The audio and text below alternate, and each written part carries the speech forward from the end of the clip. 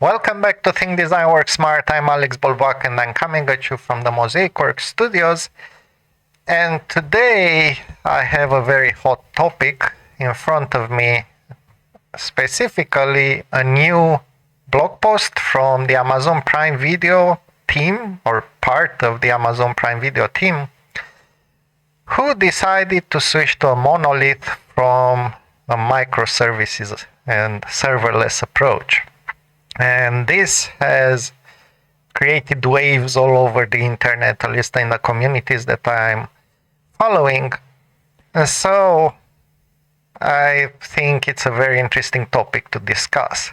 I have to say, sometimes for this channel, I have to actually work and think about what topics should I be looking at, what topics should I try to bring to your attention. I was actually prepared to talk about a completely different thing, which is about the influence of the vision and influence of Christopher Alexander, a very known architect, city planner, influenced a lot city planning, who helped us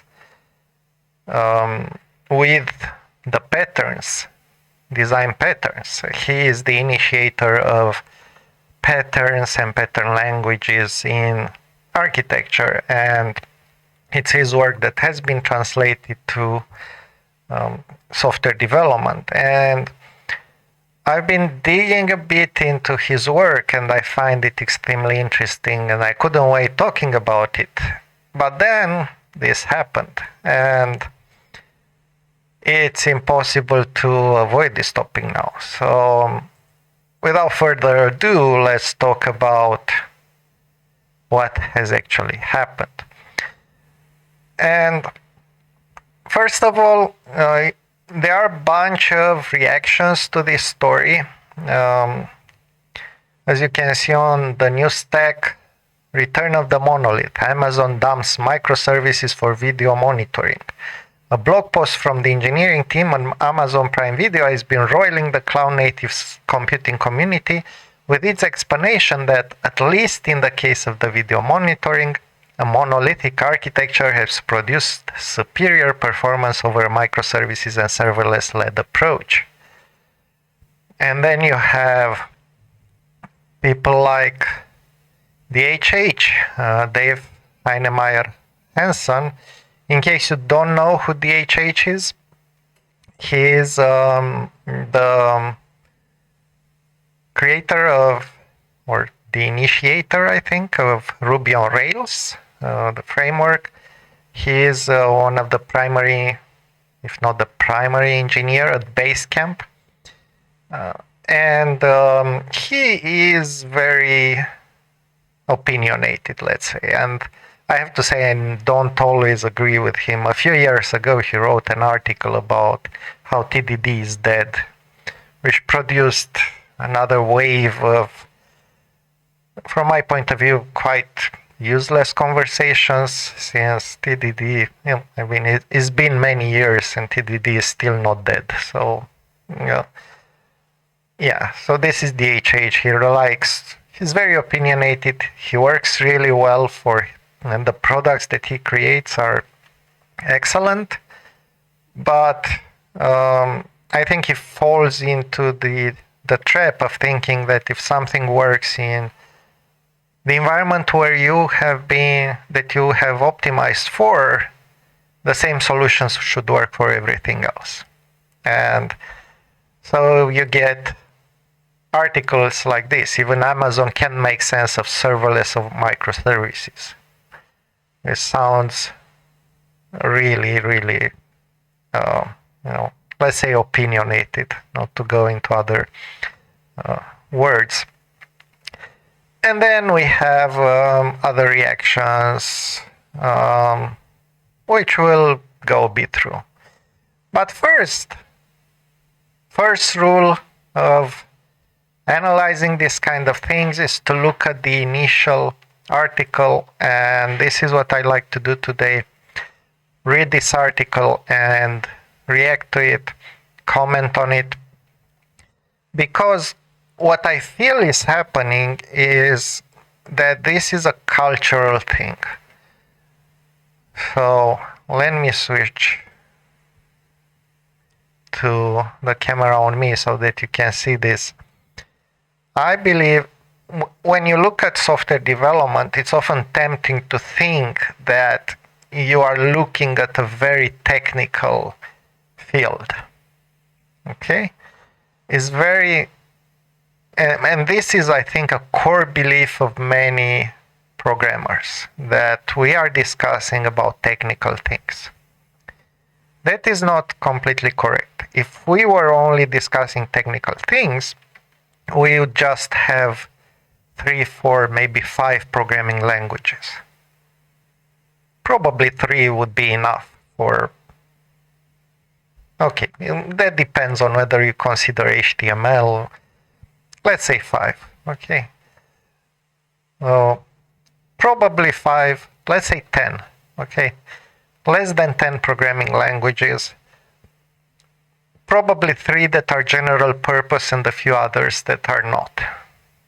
And this should be enough. From a technical perspective, this is just enough. What we are seeing again and again are cultural conversations. Programming languages don't only come with the technical approach, they also come with a cultural approach. You have Python's approach, you have C++ approach, you have PHP's approach, and so on. Each of these programming languages has a different cultural approach, and this is what gathers the communities around it. It's not necessarily the technical aspects, because from a technical perspective, what you can do in C#, Java, C++, well, what you can do, let's say C# in Java, you can do in PHP, in Python, and so on. What you can do in C++, you can probably do in Rust and in a few other programming languages like this, and so on. So there are some classes of equivalence. What you can do in Lisp, you can do in, what's the newest one? Clojure, I think. Okay, so there are a few classes of programming languages, but culturally they are extremely different. So often when we talk about approaches and things in software development, we are not talking about the technical aspects, we are talking about the cultural aspects. And I think what is happening today with this story is that the whole reaction is cultural, is not technical. Because we'll see, from a technical perspective, I believe we'll learn a lot of things from this article, and this is what I will talk about. I will try to dive into the technical aspect. But I think there is a whole cultural war is not a good, maybe a cultural battle, a cultural... There are different cultures around certain approaches to building software, and these are clashing. So I think some people have seen this, since Amazon has been the promoter of service-oriented architectures, of serverless, and now they are saying, okay, we actually had better results with the monolith. Suddenly, everybody who is culturally opposed to the idea of microservices or serverless and so on, for various reasons, some of them may be technical, but I think many of them are actually cultural, jump on the wagon and just say, yeah, look, they are not doing what they are telling us to do. When in reality, look, Amazon doesn't tell you anything, and I keep telling people when we are talking about architecture, just because big company X does something, it doesn't mean that it fits for your context. The job of architects is to figure out what is the proper approach for your particular problem and context. This is why architecture is the stuff you can't Google, as I think Mark Richardson puts it. You cannot search, you cannot find on Google what are good solutions for your particular problem. You actually have to think those. And more than that, and I think this is one crux of the matter here, you need to iterate. You need to prototype and iterate and be ready to change a decision that you've made in the past. Because basically architecture, when you make decisions in the beginning and you are forced to make decisions at some point, you are always making decisions actually all through the duration of the project. You are making architectural decisions with incomplete information. So by the nature of the work, you will have to change the decision. You'll have to revisit some of them because you've learned more once you've deployed, once you've tried out, once you've prototyped, and so on. Okay, so I think what we are seeing in terms of reactions are different schools of thought that are fighting over a silly technical thing, which is what is the best approach to architecture. And I think we should agree that, look, the best approach is not monolith all the time. The best approach is not microservices all the time. The best approach is not service-oriented architecture all the time. Okay? Sometimes the best approach is maybe command line tools. Who knows? It's incredibly important. The context is incredibly important because otherwise we'd just apply one solution to everything and things would just work fine. But architecture is not like that. So with this introduction, let's now dive into the technical aspects and let's see what the primary source has to say, what the Prime Video audio-video monitoring service did and published in this blog post. So this is a blog post Marcin Conley, apparently published March 22, 2023, so it's a bit older. Scaling up the Prime Video audio-video monitoring service and reducing cost by 90%. The move from a distributed microservices architecture to a monolith application helped achieve higher scale, resilience, and reduce costs. Already interesting, okay? At Prime Video, we offer thousands of live streams to our customers to ensure that customers seamlessly receive content. Prime Video set up a tool to monitor every stream viewed by customers. This tool allows us to automatically identify perceptual quality issues, for example, block corruption or audio-video sync problems, and trigger a process to fix them. Our video quality analysis team at Prime Video already owned a tool for audio-video quality inspection, but we never intended nor designed it to run at high scale. Our target was to monitor thousands of concurrent streams and grow the number over time. While onboarding more streams to the service, we noticed that running the infrastructure at a high scale was very expensive. We also noticed scaling bottlenecks that prevented us from monitoring thousands of streams. So we took a step back and revisited the architecture of the existing service, focusing on the cost and scaling bottlenecks. Right, so I don't see what the fuss is about, since what they are saying is they already had a tool. It was not designed to run at high scale. And scale changes everything, and this is what they noticed. scaling bottlenecks. So scaling bottlenecks that prevent us from monitoring thousands of streams. And so what you do in this case, you iterate. This is very important. And it's not a message that easily goes through the ears of developers into their brains. If you want to build good products, you need to iterate. And by iterate, we mean actually doing things twice, 3 times, 4 times. It's not rework. Okay. We often confuse iteration with rework. We have some rework in software, but this is not it.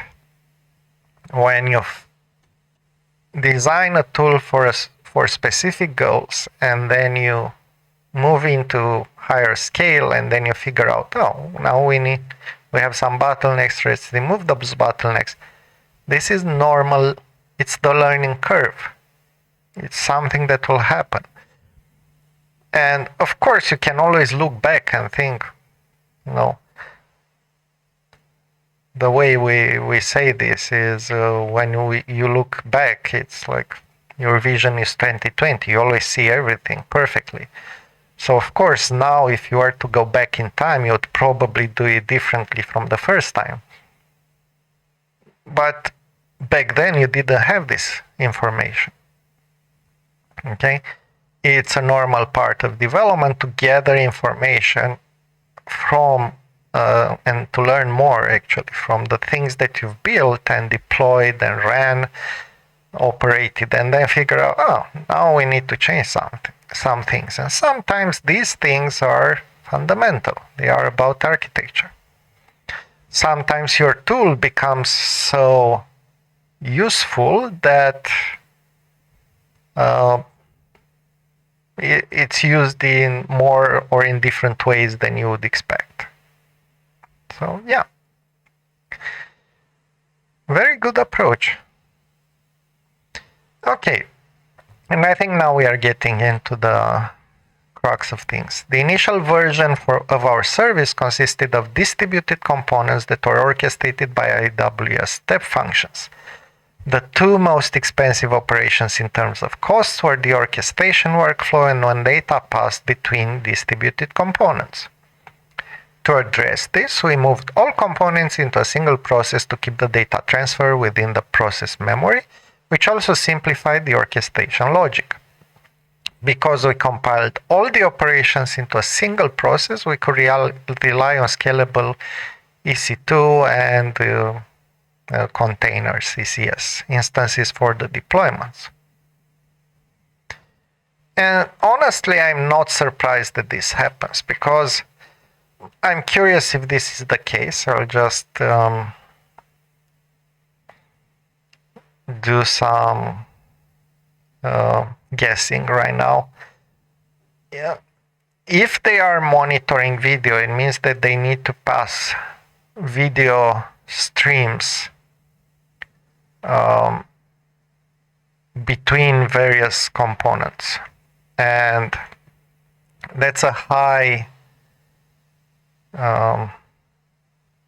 you need high bandwidth for this.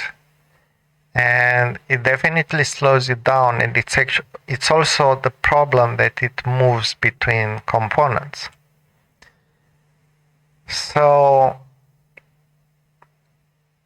if this was textual data, this might not have happened. The cost might have been the same, and scaling might have been, might not have had bottlenecks and so on. But because we are talking about large payloads, you have this problem. And I've actually thought about this problem because we are also looking at processing our videos in different ways. And one way would be to use AWS. And in order to process videos there are a few options, right? You could use their existing media encoder capabilities. You could use lambda functions and so on. So, but I'm very aware that one of the biggest challenges actually to get the data, to get the raw video data on AWS and then process it. And then the question is, which one is cheaper?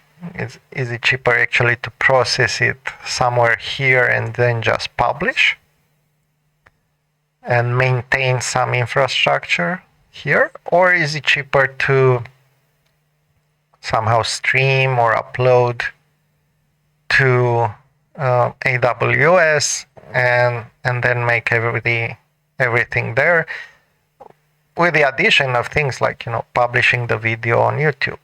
So automatically taking the video that let's say I deploy a video there, it does some edits, it does some processing.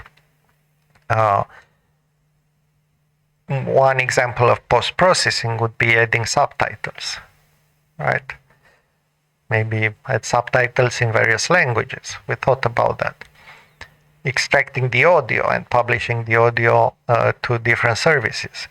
And this would mean first upload, which raises the cost of upload, then do some processing, and then publish, which will give another cost for data transfer, because you need to transfer the videos outside this infrastructure. And then the question is, would the post-processing fit within the constraints of lambda functions?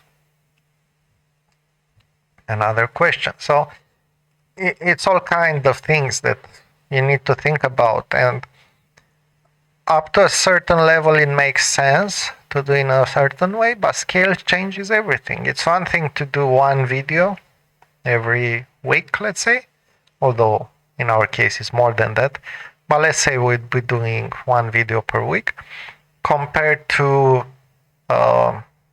thousands of streams, right? So, interesting questions.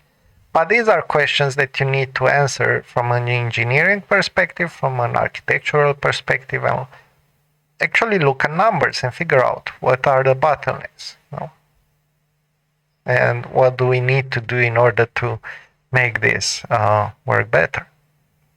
Right. So let's see what they actually did, because this was an aside. Distributed systems overhead.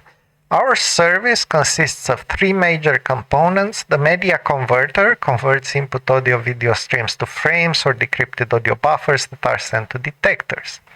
Defect detectors execute algorithms that analyze frames and audio buffers in real time, looking for defects such as video freeze, block corruption, or audio-video synchronization problems, and send real-time notifications whenever a defect is found.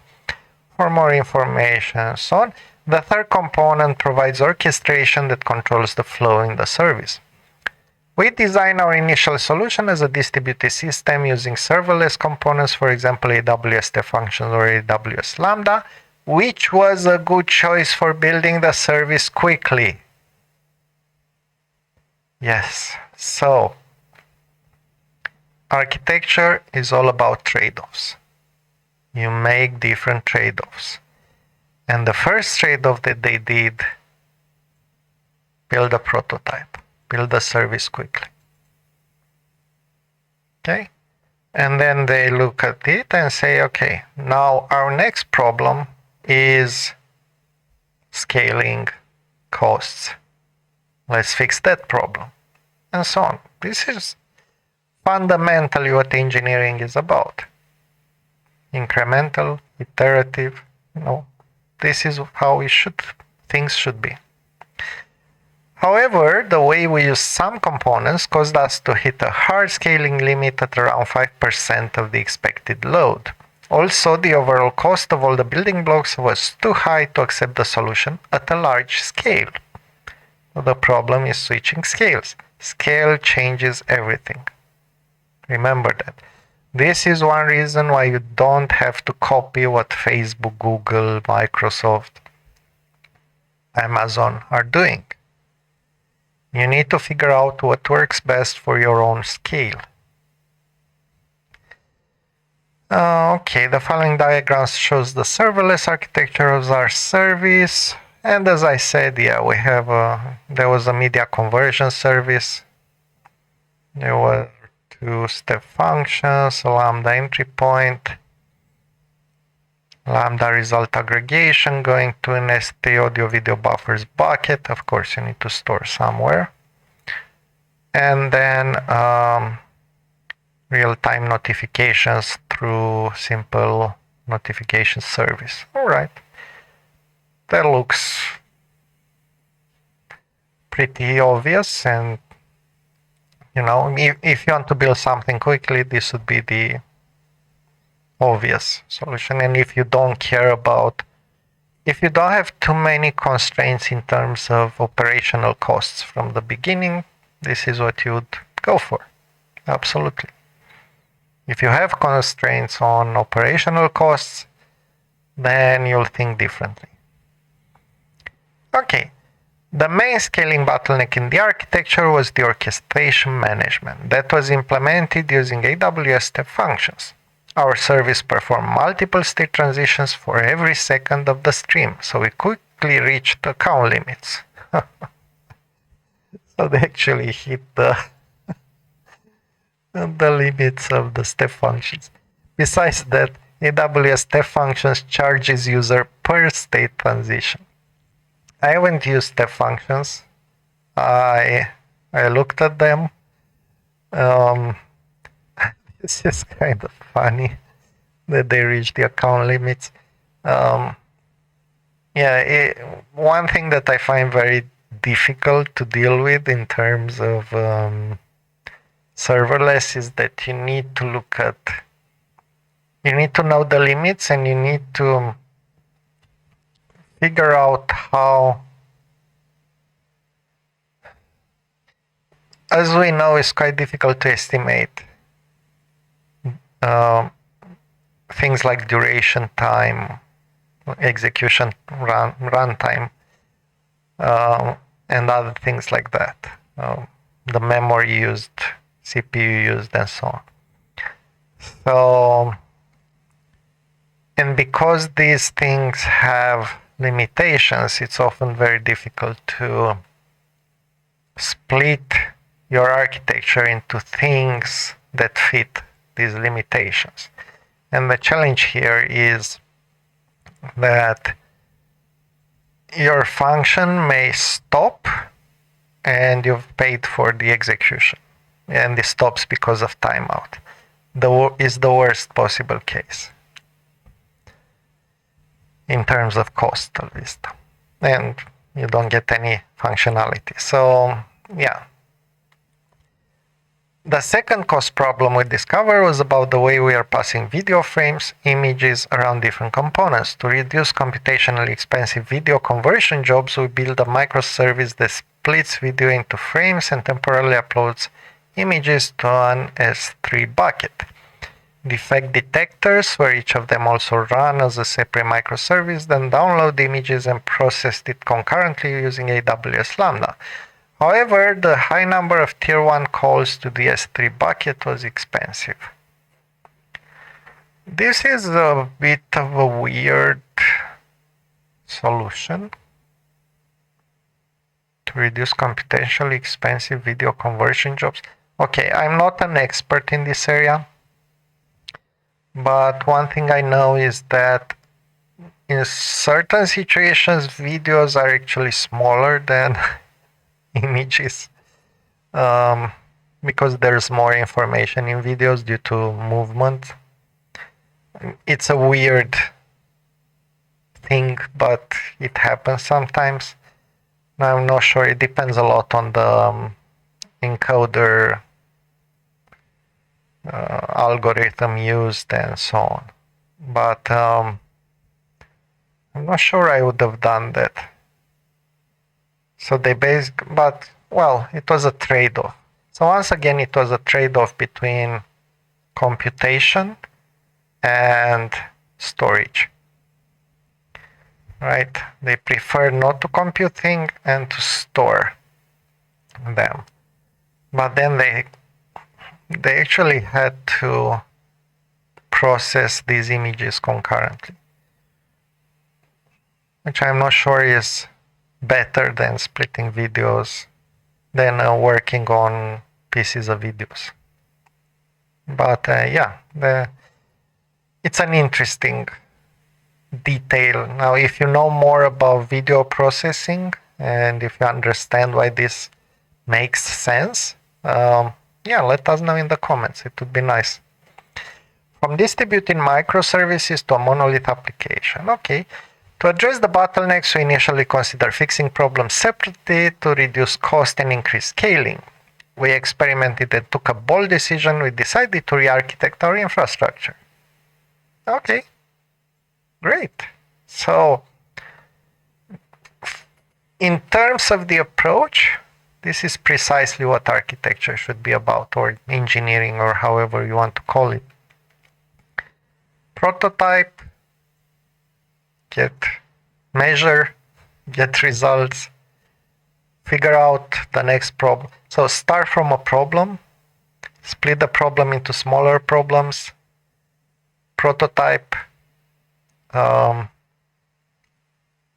measure, see if you've solved the smaller problem, figure out the next problem, prototype, and so on. That's exactly what you need to do. So no challenges here. We realized that distributed approach wasn't bringing a lot of benefits in our specific use case. So we packed all the components into a single process. This eliminated the need for the S3 bucket as the intermediate storage for video frames because our data transfer now happened in memory.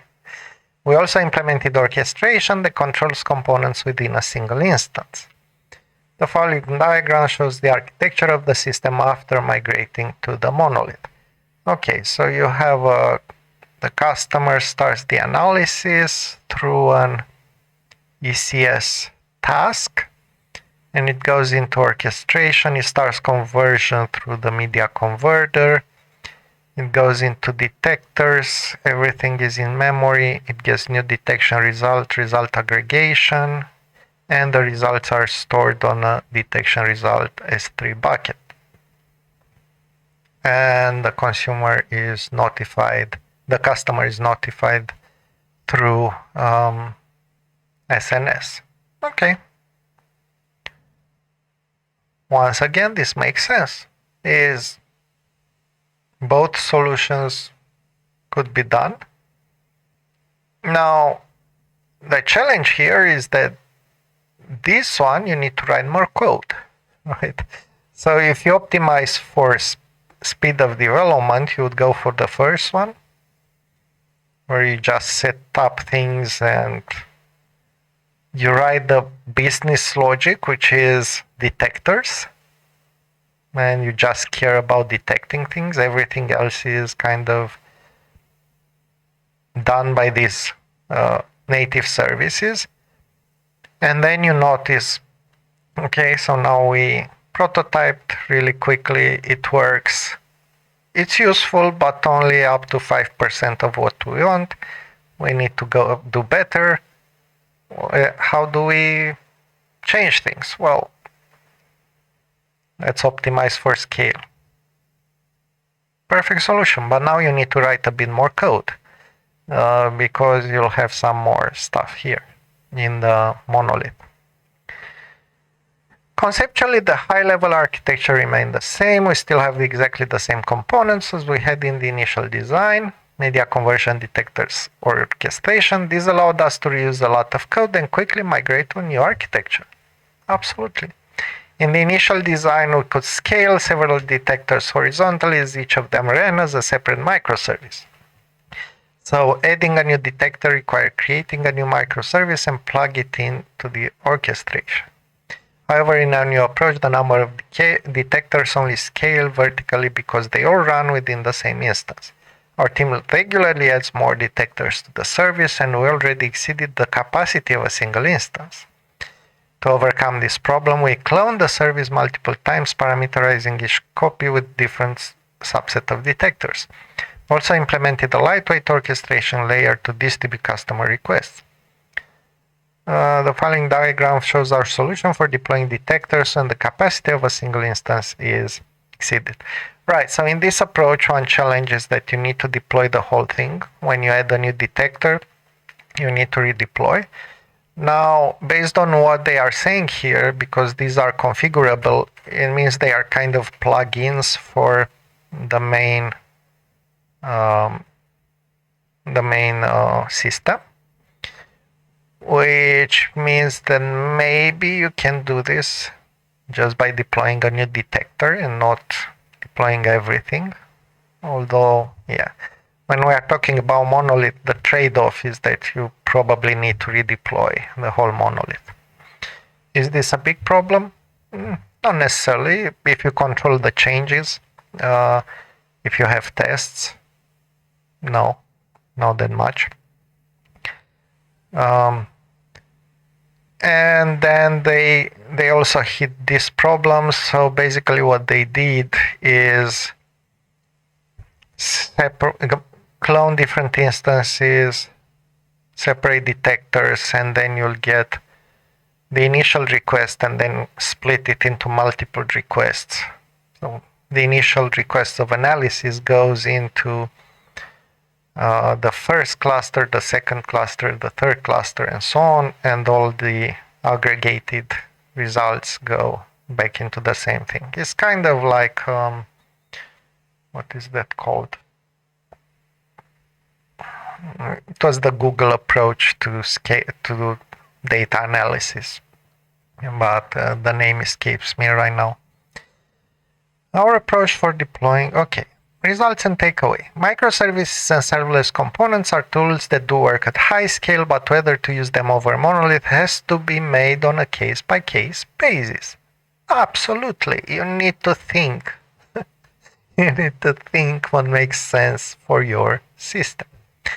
Moving our service to monolith reduced our infrastructure cost by over 90%.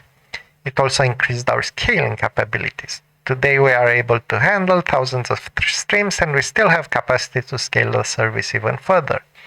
Moving the solution to Amazon EC2 and ECS also allowed us to use the EC2 compute saving plans that will help drive costs down even further.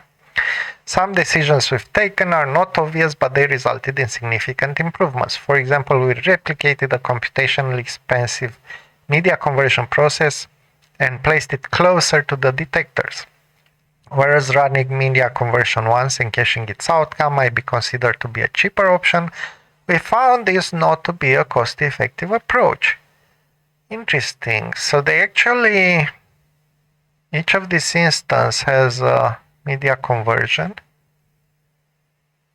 and they are, for every request, they are actually doing media conversion multiple times. Which doesn't sound optimal, but it's better. Well, better depending on what you're looking for. It's cost effective, right? The changes we made allow Prime Video to monitor all streams viewed by our customers and not just the ones with the highest number of viewers. This approach results in even higher quality and an even better customer experience, which is the key, right? This is what you want. You want a better customer experience every time with your architectural improvements. Right. So what have we learned from this? Well, we learned that in specific situations, first of all, we learned something that I hope we already knew. Everything in software architecture is a trade-off. First, there's a trade, and the trade-offs come. What they did really well is they took one trade-off at a time. The first trade-off was, let's make something work as quickly as possible, and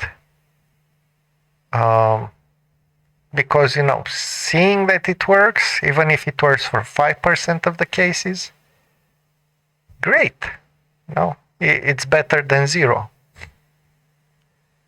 If you aim for 100% from the very beginning, you might not get there very quickly. So they didn't aim for 5%, but this is what they got. They implemented something really quickly, got to 5%, and said, oh, not good enough, let's now iterate. Okay, and what do we do then? We look at the issues, iterate, improve. Perfect. So if we are just talking about this from the technical perspective, there's absolutely no problem here. It's actually a brilliant use case for how engineering and architecture should be treated in software. Too often we believe we need to solve 100% of the problem from the very beginning, and we never get there because it's very complicated, and we get into a lot of complicated issues.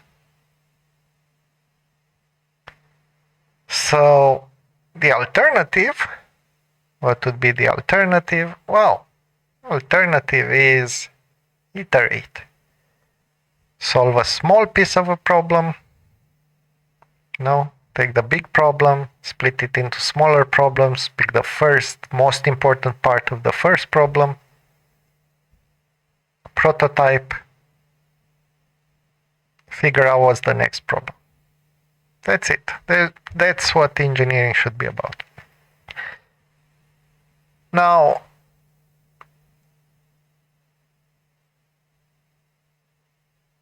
if we know this and we see this use case, should we always use monoliths now? Absolutely not. We should look at the problem in context and figure out what makes sense for our context. Should we always use cloud native things? Well, that depends. If you have that depends what you are optimizing for. If you have constraints in terms of budget and operational costs, this might prove to be very expensive to run. It might not be very expensive to prototype and to test, okay? But to actually run in production and have something useful, yeah, might be quite expensive. And one of the challenges of a cloud native approach is that it's very hard to figure out what the cost is. Yeah, there are cost estimates and all the things, but given all the details that you need to know and to write there, honestly, for a non-trivial system, most likely it's easier to build it and then to measure the costs, just to do a dry run and figure out a cost estimate. That's probably the best option you have right now. It's very hard to figure out what the costs are. Okay, so with this being said, let's see some of the reactions.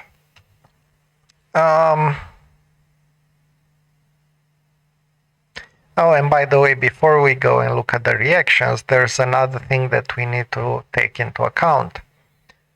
So Amazon is the company that has S3, and let's say you want to switch to Amazon and to have storage in cloud and all that. Well, you already have a few options with Amazon. The first one is to upload, right? And this makes sense up to a certain level of data, a certain amount. If you have, I don't know, a few terabytes, probably it's okay, and it's cheaper. But then they also figured out that after a certain amount, there's a cheaper way, which is actually they will drive to your office some hard drives that you write your data onto, and then the trucks will take those hard drives, drive them to Amazon, and they will upload them. It's the same kind of thinking. You have a trade-off here. It's never one way of solving things. Okay, let's see some reactions. The new stack, return of the monolith. Amazon dumps microservices for video monitoring. Okay, a bit of a challenging, I don't know. A blog post from the engineering team at Amazon Prime Video has been rolling in the cloud native computing community with the explanation that at least in the case of video monitoring, a monolithic architecture has produced superior performance than microservices and serverless-led approach. For a generation of engineers and architects raised on the superiority of microservices, the assertion is shocking indeed. Who believes that microservices are always superior? In a microservices architecture, an application is broken into individual components and then can be worked on and scaled independently. All right. This post is an absolute embarrassment for Amazon as a company, complete inability to build internal alignment or coordinated communications, wrote analyst Donnie Burkholz, who recently started his own industry analyst firm, Platify. Okay, so this is just awful. From the article from Amazon is technical article. It describes the process. It's a good case study. How would it be an embarrassment? Why? Everything has to be microservices, or else it's an embarrassment for the company? Come on. What makes this story unique is that Amazon was the original poster child for service-oriented architectures, within Ruby on Rails creator and Basecamp co-founder, the DHH, Dave Heinemeier Hansen, in a blog item post Thursday. Now the real-world results of all this theory are finally in, and it's clear that in practice, microservices pose perhaps the biggest siren song for needlessly complicating our system, and serverless only makes it worse. Really? Again, I find it completely unfair, based on what we've seen. There were some choices made. Okay. In the original post, alright, so we've seen the original post, and then they go through the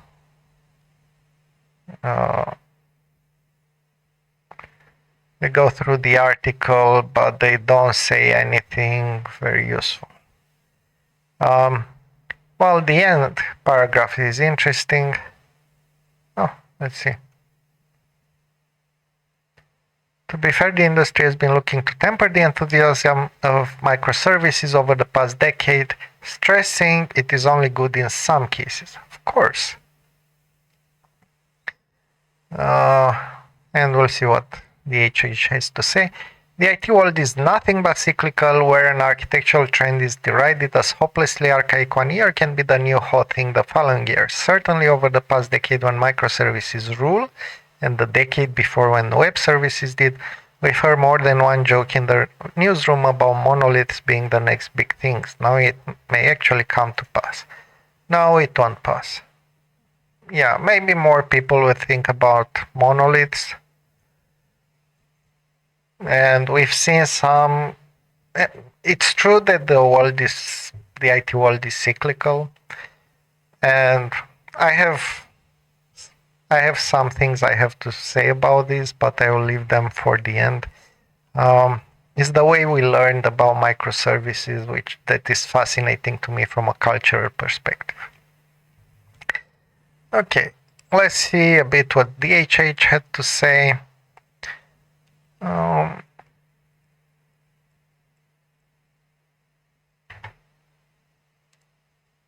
So he cites one.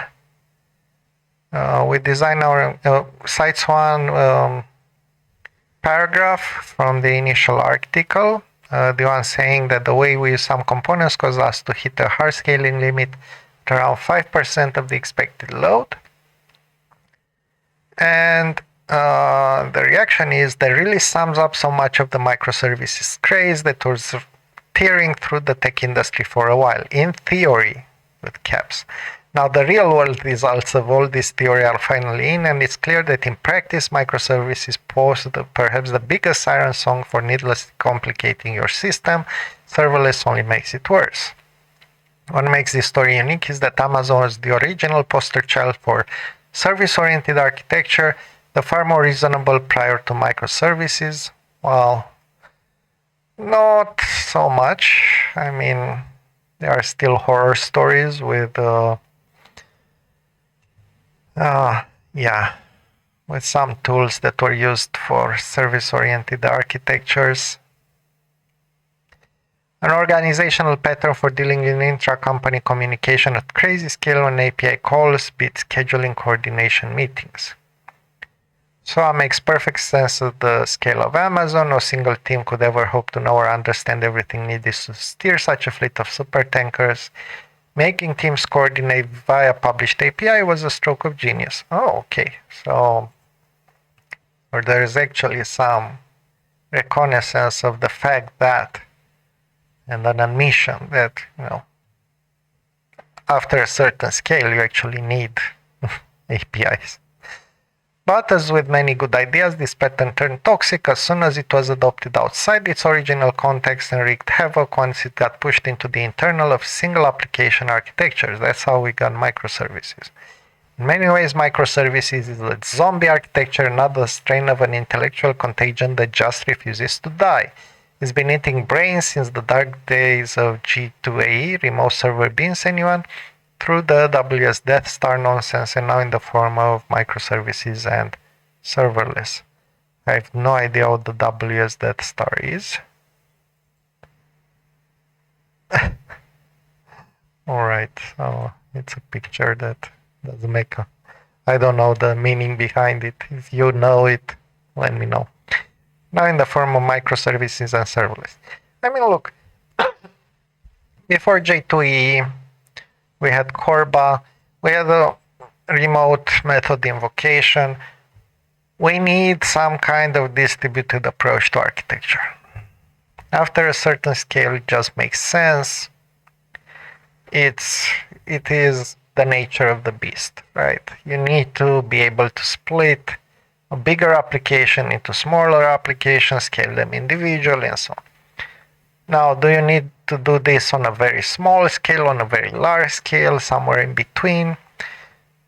Should you use libraries instead of services or something else? That depends.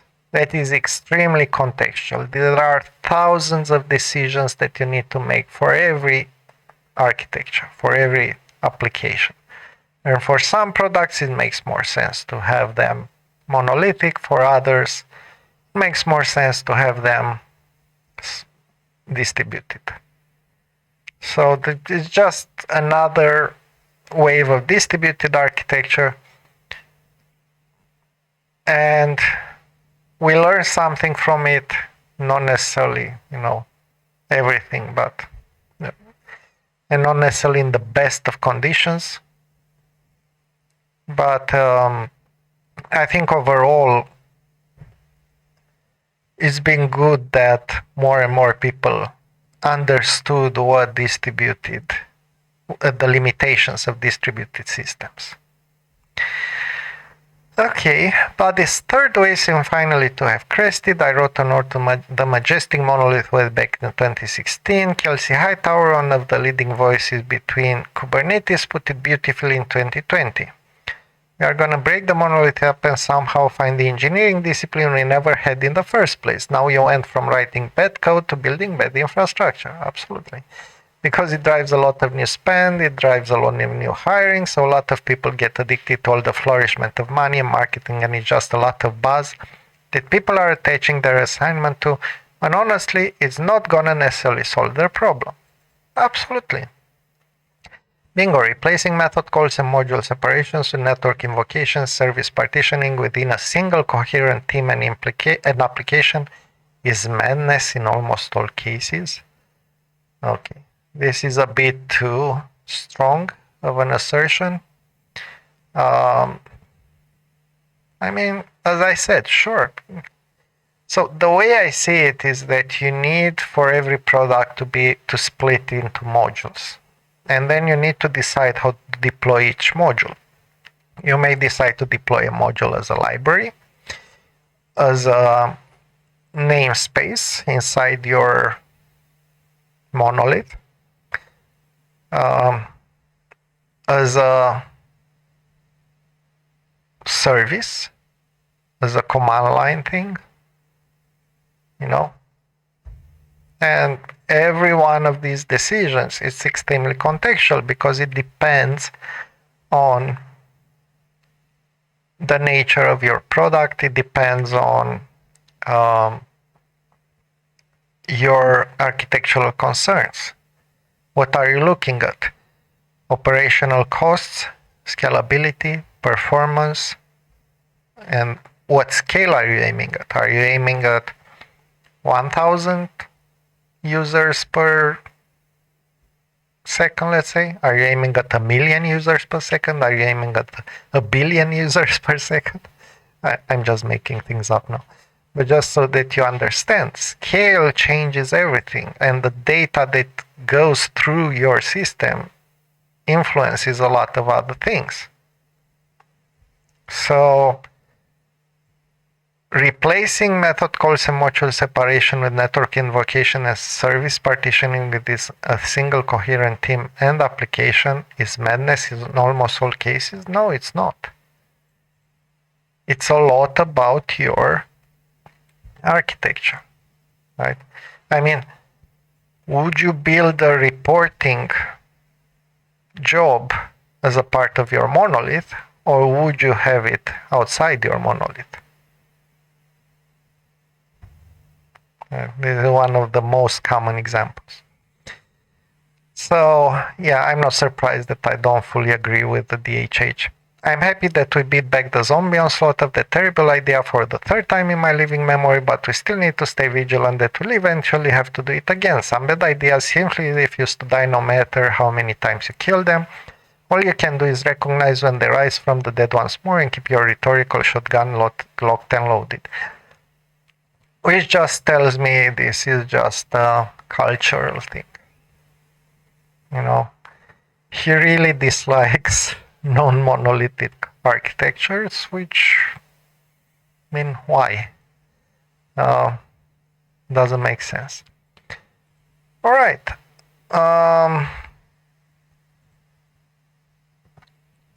So I could go in more here. There was a post by Dr. Milan Milanovic, but it basically repeats the things that I've talked about. Let me talk to you a bit about culturally what happened with microservices, and then we'll end on a fun note. I think what happened with microservices is that a few people approached specific problems in a specific way. One of the use cases that I keep citing when I talk about microservices is about a product that had to be scaled in terms of people very quickly because the development time was not that long. They had a deadline. And what they thought about was, okay, what we need to do is a way to hire a lot of people and work, and they can work in parallel. Because this is how we can scale the team up really quickly. And if you do this, how can you do this? Well, you have the problem of Conway's law. Conway's law states that when you have, so the structure of an architecture will be heavily influenced. It will map actually the structure of communication within your organization. Because of this, what you do in this case is, if you want a lot of people to be able to work in parallel, so if you want to have, 100 pairs of developers that work in parallel. If you want to coordinate between them, it will take a lot of time. And so the alternative is to take advantage of Conway's law and say, okay, we'll build the architecture around this idea. So let's take the big thing, let's split it into small and very small things. And each of these small things goes to one pair of developers. They do pair programming, they write tests, they write in whatever language they want to, and so on. And then we give them some templates so that this works well for operations as well. And we can give them templates because we can create for them like Docker instances and Docker containers that they can use and so on, and just start from a template and then build everything and deploy and have everything in place from the very beginning, things like monitoring, logging, and all this security, all this kind of stuff, well, authentication and so on. But this is a very particular case, right?